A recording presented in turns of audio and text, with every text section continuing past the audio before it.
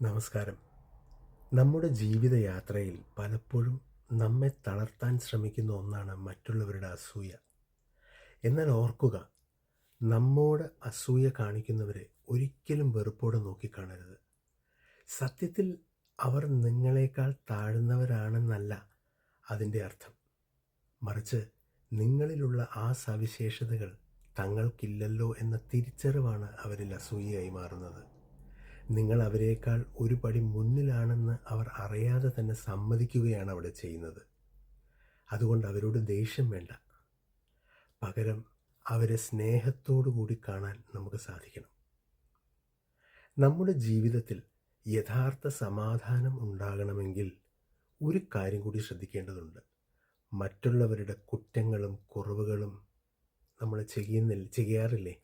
ആ ശീലം നമ്മൾ ഉപേക്ഷിക്കണം.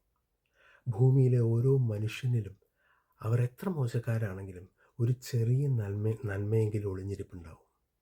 ആ നന്മയെ മാത്രം കാണാൻ മനസ്സിനെ പാകപ്പെടുത്തുക.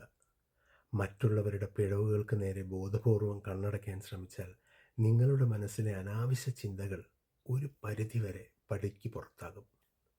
മറ്റുള്ളവരെ വിലയിരുത്താൻ നമുക്ക് അവകാശമില്ല. അതിന് ശ്രമിക്കാതിരിക്കുക. എല്ലാവരിലും നല്ലത് മാത്രം ദർശിക്കുന്ന ഒരു പുതിയ മനോഭാവം നമുക്ക് വളർത്തിയെടുക്കണം.